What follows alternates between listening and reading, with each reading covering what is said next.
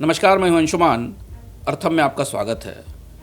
कभी कभी इतिहास खुद को इस तरह दोहराता है कि उसमें विकल्प चुन पाना मुश्किल हो जाता है। जैसे इस वक्त दुनिया तय नहीं कर पा रही है कि वो एक तानाशाह जिसने अपने देश को लूटा, लाखों लोगों के पलायन की वजह बना, वो तानाशाह वेनेजुएला के राष्ट्रपति निकोलस मादुरो से सहानुभूति जताई जाए, जिन्हें संप्रभु विश्व व्यवस्था को तोड़कर डोनाल्ड ट्रंप उठा लाए हैं, या फिर ट्रंप को सही ठहराया जाए जिन्होंने वेनेजुएला को एक निर्मम शोषक और क्रूर शासन से मुक्ति दी है। हो सकता है इस अर्थम के अंत तक आप इस मामले में कुछ तय कर पाएं।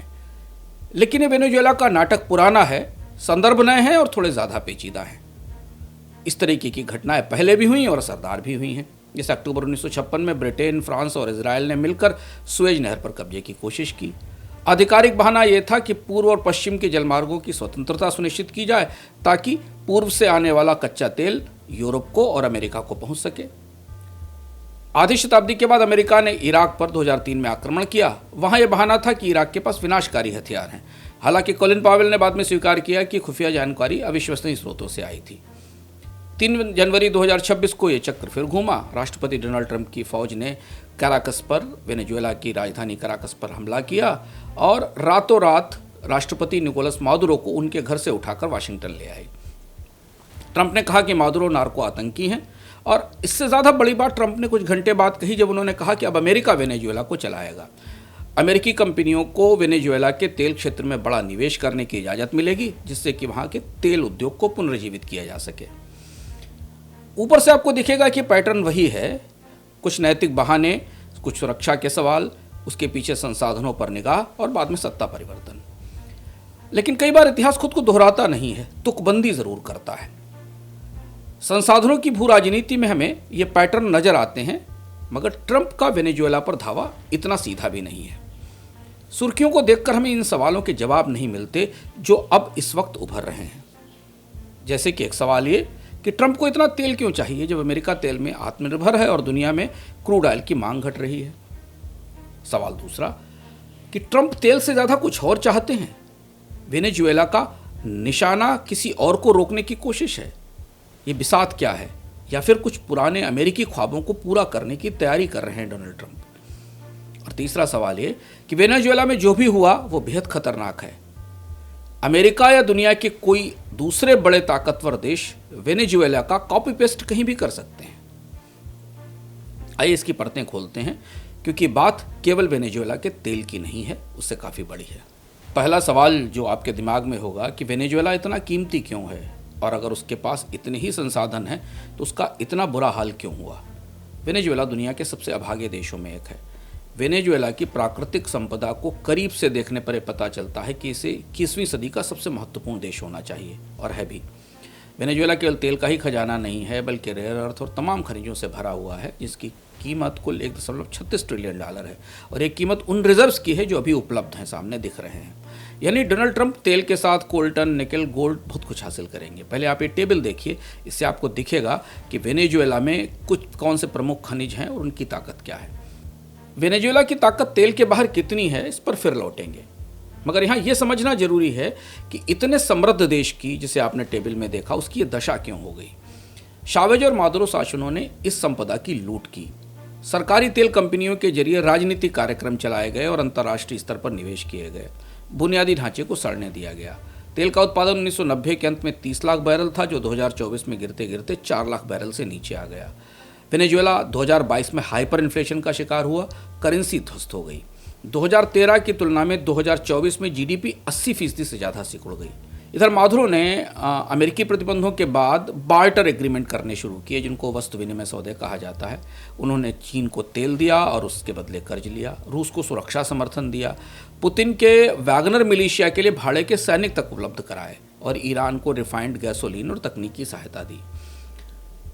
वेनेजुएला का खजाना खाली नहीं था, उस पर ताला लगा था, और चाबियां वाशिंगटन के प्रमुख विरोधियों को सौंप दी गई थी। 2023 में वेनेजुएला की 78% आबादी गरीबी में थी और 60% आबादी अति निर्धन थी। 2014 के बाद इस देश से करीब 77 लाख लोग बाहर चले गए, जो किसी भी लैटिन अमेरिका देश के इतिहास का सबसे बड़ा पलायन है। दूसरा सवाल, वेनेजुएला के तेल को लेकर ट्रंप इतने क्यों बेताब हैं। अमेरिका के पास इतने तेल भंडार हैं, ग्लोबल सप्लाई ज़रूरत से ज़्यादा है, फिर भी वो वेनेजुएला के तेल उद्योग पर खुलकर कब्जे का ऐलान क्यों कर रहे हैं? वेनेजुएला के पास 303 अरब बैरल के प्रामाणिक तेल भंडार हैं, यानी ये दुनिया का 17% रिजर्व वेनेजुएला की ज़मीन के नीचे है और ये खासतौर पर जो ओरिनोको बेल्ट है वहाँ केंद्रित है। ये मात्रा सऊदी अरब के 267 अरब बैरल के रिजर्व से ज़्यादा है और अमेरिका के भंडारों से 6 गुना ज़्यादा है। लेकिन उत्पादन की कहानी थोड़ी अलग है। वेनेजुएला वर्तमान में प्रतिदिन करीब 9 लाख बैरल तेल का उत्पादन करता है, जो ग्लोबल प्रोडक्शन का केवल 1% है। 1970 के दशक में 35 लाख बैरल से ऊपर का उत्पादन करता था। दुनिया के प्रमुख तेल भंडारों की तुलना आपको दिखेगी इसमें, और आपको इसमें दिखाई देगा कि वेनेजुएला दुनिया के सबसे बड़े तेल भंडार वाला देश है। इसे समझना ज़रूरी है। बीती सदी तक अमेरिका तेल उत्पादन में आत्मनिर्भर नहीं था और अरब देशों का मोहताज था। शेल की खोज के बाद अमेरिका का ऊर्जा परिदृश्य बदल गया। 2019 से वो तेल गैस का शुद्ध निर्यातक है, यानी अपनी अधिकांश घरेलू खपत वो अब घरेलू उत्पादन से पूरी करता है और बचा हुआ सरप्लस निर्यात होता है। ऊर्जा कॉन्फ्रेंस बोर्ड की 2025 की जो एनर्जी इंडिपेंडेंस रिपोर्ट आई है, उसने भी इस बात की पुष्टि की है कि अमेरिका को ऊर्जा सुरक्षा के लिए विदेशी तेल की ज़रूरत नहीं है। अब यहाँ विरोधाभास दिखता है कि शेल के तेल में डूबा ये राष्ट्र आखिर वेनेजुएला के तेल पर कब्जा क्यों करना चाहता है और इसके लिए वहाँ तख्ता पलट क्यों किया गया? जवाब संसाधनों की कमी में नहीं है, रणनीतिक जरूरतों में है, जो बेहद पेचीदा है। पहला कारण है कि अमेरिका तेल बाजार पर नियंत्रण चाहता है। 2026 में दुनिया के तेल बाजार में आपूर्ति मांग से ज़्यादा होगी।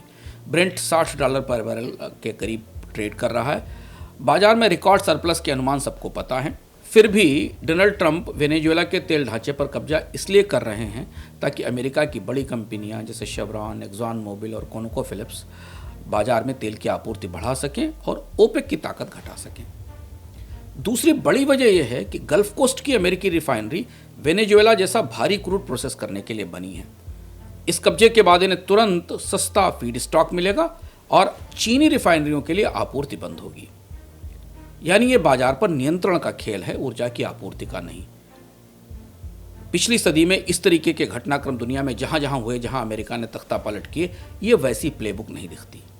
दूसरी बड़ी वजह, पेट्रो युआन के विस्तार को रोकना एक बड़ी वजह है। मादुरो का वेनेजुएला युआन आधारित तेल व्यापार की प्रयोगशाला बन गया है। चीन को करीब 70-80% तेल निर्यात होता था, जो आयल अगेंस्ट डेट से चुकाया जाता था। युआन में सौदा होता था और डॉलर सेटलमेंट को बाईपास किया जाता था। शांडोंग या किंगदाओ पहुंचने वाला हर टैंकर दरअसल पेट्रो डॉलर की दीवार में एक सेंध था। मादुरो का हश्र इस बात का इशारा है कि ट्रंप तेल के कारोबार से डॉलर को बाहर नहीं होने देंगे।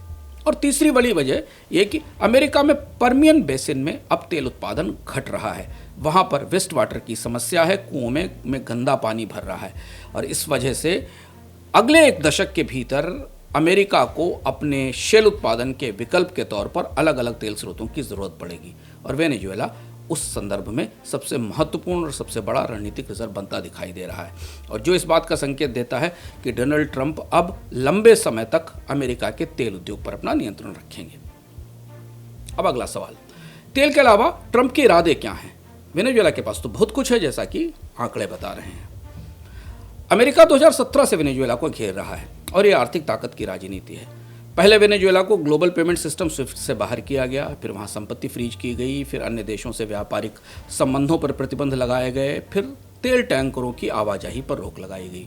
2017 से 2024 के बीच अमेरिका ने वेनेजुएला पर जो प्रतिबंध लगाए उससे हुआ नुकसान जीडीपी का 213% है और ये अधिकांश नुकसान तेल राजस्व का था, जिसकी कीमत करीब करीब $226 बिलियन है। जीडीपी 80% सिकुड़ गई। वेनेजुएला आधुनिक इतिहास में शांति काल में सबसे तेजी से बर्बाद हुआ देश है। 2025 में नॉमिनल जीडीपी $82.8 बिलियन थी और ऋण जीडीपी अनुपात 200% पर पहुंच गया था। दिसंबर 2025 में ट्रंप ने वेनेजुएला की पूरी नाकाबंदी कर दी। चीन और भारत को जाने वाले टैंकर रोक दिए गए। इसके बाद मादुरो शासन का बचा खुचा राजस्व खत्म हो गया और बगैर किसी सशस्त्र संघर्ष के वेनेजुएला पर अमेरिका का कब्जा हो गया। डोनाल्ड ट्रंप की वेनेजुएला रणनीति के पीछे केवल तेल नहीं है, ये टेबल भी देखिए। इससे आपको दिखाई देगा कि और भी कितनी बड़ी ताकत वेनेजुएला के पास है जिस पर ट्रंप निशाना बना रहे हैं। इन भंडारों के अलावा, जिसमें सोना, आयरन और लिथियम, निकेल और कोल्टन भी है, इसके अलावा लॉजिस्टिक्स की ताकत भी मिलेगी। कैरिबियन कोस्ट पर जो गहरे पानी वाले बंदरगाह हैं, पनामा नहर तक पहुंच है, और अमेरिका की जो खाड़ी तट पे की रिफाइनरियाँ हैं, उनके लिए भी कच्चे माल का और तेल का बड़ा स्रोत वेनेजुएला बनेगा। और इसलिए डोनाल्ड ट्रंप वेनेजुएला को खुद चलाना चाहते हैं। अगला सवाल ये कि क्या वेनेजुएला ट्रंप की भौगोलिक रणनीति का हिस्सा भी है? यह मनरो डॉक्ट्रिन की चर्चा क्या है? वेनेजुएला में अमेरिका की कार्रवाई 1983 के ग्रेनेडा आक्रमण के बाद सबसे बड़ी घटना है। 1823 में प्रेसिडेंट जेम्स मनरो और 1904 में थियोडोर रूजवेल्ट ने एक नए तरीके का सिद्धांत प्रस्तुत किया था। उन्होंने लैटिन अमेरिका को अमेरिकी प्रभाव वाला इलाका घोषित किया था और ये कहा था कि इस क्षेत्र में बाहरी शक्तियों का प्रवेश नहीं होगा। डोनाल्ड ट्रंप ने दिसंबर 2025 में जब ये कहा कि वेनेजुएला का तेल अमेरिका से चुराया गया है, तो उनका इशारा 1976 के उस फैसले पर की तरफ था जो वेनेजुएला की सरकार ने किया था और जब तेल उद्योग का राष्ट्रीयकरण किया गया था और अमेरिकी कंपनियों के अधिकार सीमित कर दिए गए थे। वेनेजुएला ने अपनी सरकारी कंपनी बनाई और तेल उद्योग पर अमेरिकी कंपनियों से अधिकार ले लिया। मनरो डॉक्ट्रिन का एक और उदाहरण यह है कि ट्रंप प्रशासन ने प्यूर्टो रिको में F-35 स्टील्स फाइटर तैनात किए हैं। दक्षिणी कैरेबियन में नौसेना और हवाई वर्चस्व स्थापित किया है। डोनाल्ड ट्रंप वेनेजुएला और क्यूबा के जरिए चीन और रूस का खतरा देख रहे हैं, इसलिए उन्होंने कैरेबियन सागर में फर्स्ट आइलैंड चेन बनाने की तैयारी की है, जिसमें Puerto Rico, Dominican Republic, Curaçao, Aruba और लेसर एंटिलीस आइलैंड हैं। इनका समूह एक सुरक्षित धागे के तौर पर बांधा जाएगा जो डोनाल्ड ट्रंप की रणनीति का हिस्सा होगा। और इसीलिए ट्रंप ने आते ही पहले 30 दिनों में पनामा नहर छीनने की धमकी दी और गल्फ ऑफ मैक्सिको का नाम बदलकर गल्फ ऑफ अमेरिका कर दिया। अगर ये सारे तार आप जोड़ने की कोशिश करें तो आपको दिखेगा कि लैटिन अमेरिका की तरफ अमेरिका का एक बड़ा रणनीतिक बदलाव दिखाई देता है और वेनेजुएला उसकी परिणति है। कुछ पीछे जाए तो 2005 का मार डेल प्लाटा शिखर सम्मेलन याद आता है, जहां शावेज, लूला, किर्चनर और मोरालेस ने अमेरिका के साथ जो फ्री ट्रेड एग्रीमेंट था उसे खत्म कर दिया और अमेरिका के खिलाफ क्षेत्रीय प्रतिरोध का एक संगठन बनाया। और इसके बाद अगले 2 दशकों में इस क्षेत्र में चीन का आर्थिक दखल तेजी से बढ़ा। इस क्षेत्र में करीब 140 अरब डॉलर का निवेश आया, जिसमें अधिकांश पैसा चीन का था। 21 देश इस क्षेत्र के चीन के बेल्ट एंड रोड इनिशिएटिव में शामिल हुए। वेनेजुएला पहला देश था जिसके साथ चीन ने युआन में तेल का व्यापार शुरू किया। चीन इस वक्त ब्राज़ील, चिली, पेरू और अर्जेंटीना का सबसे बड़ा व्यापार भागीदार है और इन देशों का 20 से 30% निर्यात चीन को जाता है। अगला सवाल, तेल की बिसात पर वेनेजुएला के इस बदलाव का और अमेरिका के वेनेजुएला के तेल उद्योग पर नियंत्रण का ओपेक के लिए क्या मतलब है और इसका क्या असर होगा ब्रिक्स की डॉलर विरोधी मुहिम पर? वेनेजुएला पर अमेरिका का कब्जा ऐसे समय हुआ है जब ओपेक और ओपेक प्लस देशों में बड़ा तनाव है। तेल उत्पादक देश अमेरिकी डॉलर से दूरी बनाने की कोशिश कर रहे हैं और इसलिए वेनेजुएला पर अमेरिका के नियंत्रण की जियोपॉलिटिकल लहरें कराकस से आगे पूरी दुनिया में जाएंगी।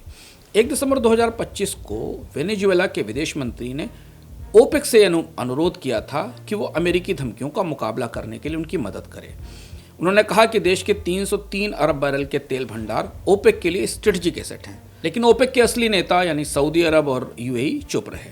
दोनों के वाशिंगटन से अच्छे रिश्ते हैं। सऊदी को वेनेजुएला के तेल पर अमेरिकी नियंत्रण पर कोई आपत्ति नहीं है और ये दोहरी रणनीति ओपेक में गहरी दरारें दिखाती है। रूस की स्थिति थोड़ी जटिल है। मॉस्को ने अमेरिकी कार्रवाई की निंदा की है, लेकिन उसकी तेल कंपनियों का बड़ा निवेश वेनेजुएला में डूब चुका है जब से अमेरिका के प्रतिबंध लगाए गए हैं। काराकस में अगर अमेरिकी समर्थित सरकार सफल हुई तो ओपेक सहित पूरी दुनिया के ऊर्जा गठबंधन हिल जाएंगे और ओपेक प्लस में बिखराव दिखाई देगा।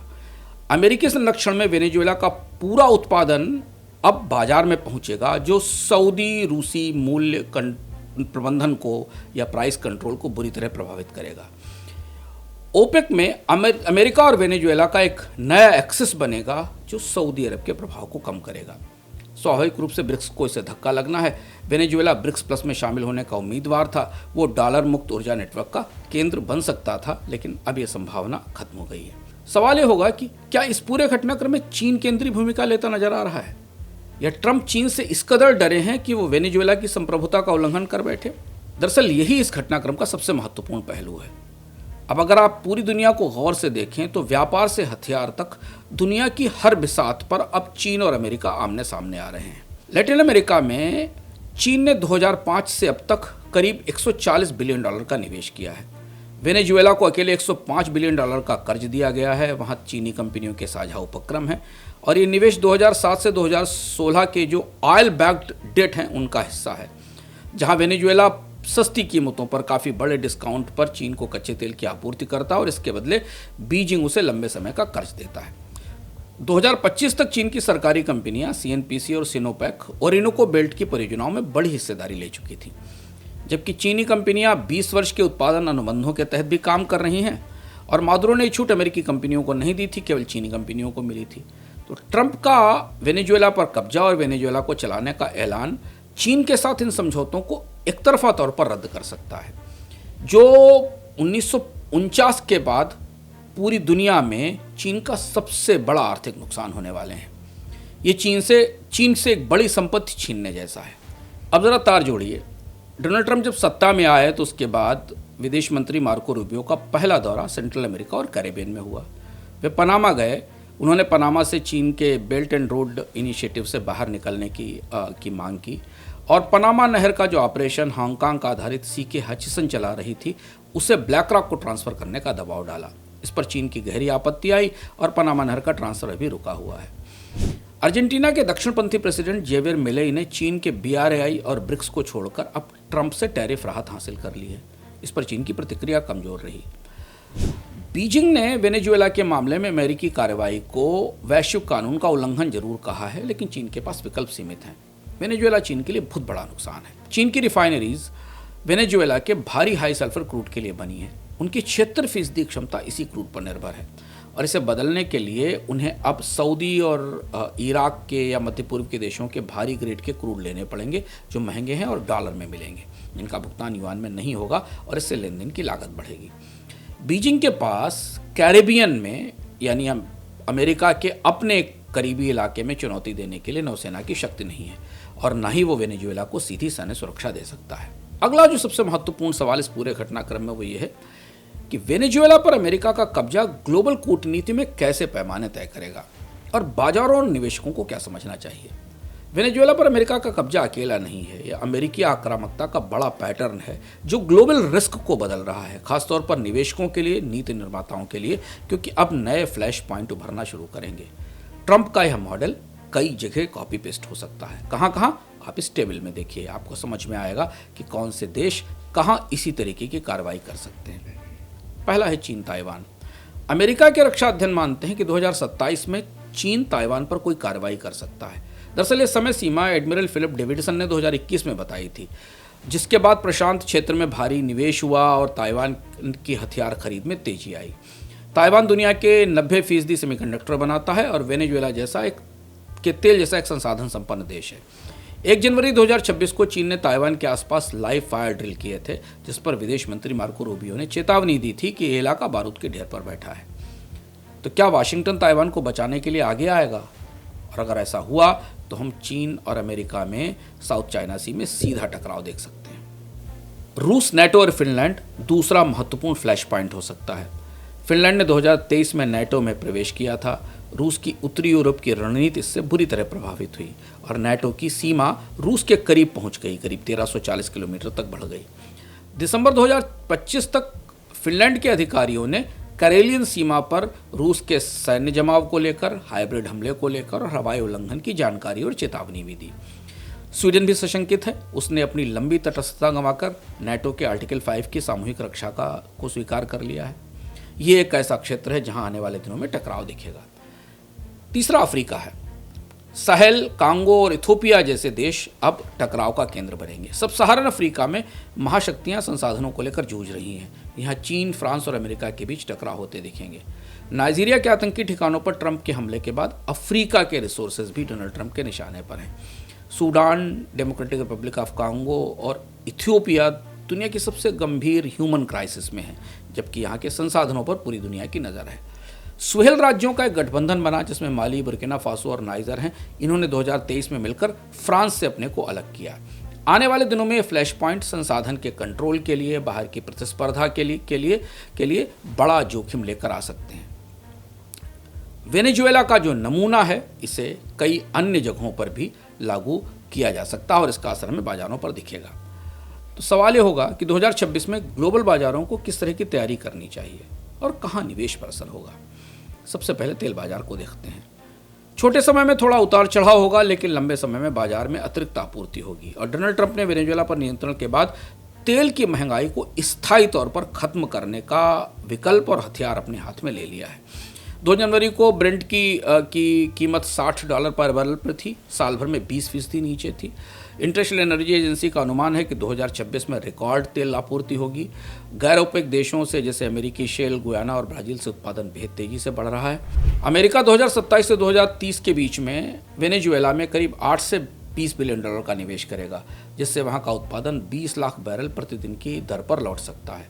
और इस आपूर्ति के बाद बाजार में कीमतें और टूटेंगी। तो ये तो ही तेल की बात।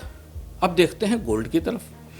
सोना अब और ज़्यादा मजबूत जियोपॉलिटिकल इंश्योरेंस बनने वाला है। 2025 में हमने सोने की कीमतों में 60% की बढ़त देखी। 50 से ज़्यादा रिकॉर्ड तोड़े सोने की कीमतों ने। केंद्रीय बैंक की खरीद आगे बढ़ेगी और सोने को लेकर जो रिस्क प्रीमियम है वो बढ़ते जाएंगे। डॉलर में हालांकि भी मजबूती दिख रही है, लेकिन आने वाले दिनों में कमजोरी बढ़ेगी। डूम लूप की स्थिति में सोने की कीमतों में 15 से 30% का उछाल और संभव है, क्योंकि वेनेजुएला ने साबित किया है कि गोल्ड एकमात्र प्रतिबंध मुक्त रिजर्व है।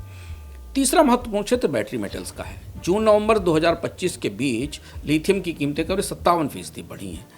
चीनी उत्पादकों ने अपने उत्पादन में कटौती की है और इसलिए वेनेजुएला के 3 से 5 बिलियन टन के लिथियम कार्बोनेट भंडार नई सप्लाई का स्रोत बन सकते हैं और ये स्रोत अमेरिका के हाथ रहेगा। इस वजह से बैटरी मेटल्स की कीमतों में हमें बदलाव होते दिखाई देंगे। और अगला महत्वपूर्ण हिस्सा डॉलर खुद है। डॉलर आधारित तेल व्यापार बहाल तो होगा, लेकिन दुनिया के तमाम देश वेनेजुएला की घटना के बाद डॉलर से दूरी बनाने की कोशिश करेंगे। फिलहाल डॉलर में मजबूती की उम्मीद है, लेकिन रूसी विदेश मंत्री लावरोव ने 2023 में कहा था कि वेनेजुएला पर जो प्रतिबंध लगाए गए हैं वो एक स्वतंत्र वित्तीय सिस्टम की जरूरत बताते हैं। और इस घटना के बाद चीन और रूस मिलकर डॉलर से अलग एक बड़े वित्तीय सिस्टम की तैयारी करते दिखाई देंगे। अर्थम के समापन पर हमें हेनरी किसिंजर याद आते हैं। हेनरी किसिंजर कहते थे कि फूड सप्लाई पर नियंत्रण से लोगों पर कंट्रोल होता है, ऊर्जा पर कब्जे से महाद्वीपों पर नियंत्रण होता है और पैसे पर, मनी पर नियंत्रण से पूरी दुनिया पर काबू किया जा सकता है। चीन और अमेरिका इसी मुहिम में लगे हैं। इस बिसात पर रूस और ईरान को अपने हक में लेकर चीन ने जीत की आवाज लगाई थी। अमेरिका ने वेनेजुएला को हड़प कर हिसाब बराबर कर लिया है। लेकिन एक तथ्य गौरतलब है, वेनेजुएला की मिट्टी में तेल से भी गहरा राष्ट्रवाद भरा हुआ है। लैटिन अमेरिकी देश विदेशी नियंत्रणों को बार बार ठुकराते रहे हैं, इसलिए वक्त की बिसात पर अगले मुहरे का इंतजार कीजिए। और ध्यान रखिए कि इस समय आपके निवेश के लिए सबसे बड़ा जोखिम सिर्फ और सिर्फ जियोपॉलिटिक्स है, क्योंकि अगर आप इसे नहीं समझते तो समझना शुरू करिए। इस समझदारी में ही फायदा है, और अगर फायदा ना हो तो नुकसान तो बचेगा ही, क्योंकि 2025 में जिस तरीके के घटनाक्रम हमने ग्लोबल जियोपॉलिटिक्स में देखे हैं, 2026 उससे बड़ा और उससे भारी होने वाला है। अर्थ में आज इतना ही, फिर मिलेंगे अगले संस्करण में नए विषय के साथ। अगर आप दैनिक खबरों के छुपे हुए तथ्यों को समझना चाहते हैं, क्या का क्यों समझना चाहते हैं, तो द वाई फैक्टर को फॉलो करिए बोनस के ऐप के ऊपर प्रीमियम शो के तौर पर। उसके कुछ हिस्से जानने के लिए इंस्टाग्राम पर आइए मेरे साथ। किताबों की दुनिया में जाना चाहते हैं तो बुकनू को फॉलो कीजिए इंस्टाग्राम पर, और इतिहास के किस्से जानना चाहते हैं तो टाइम मशीन से जुड़िए, वो भी इंस्टाग्राम पर।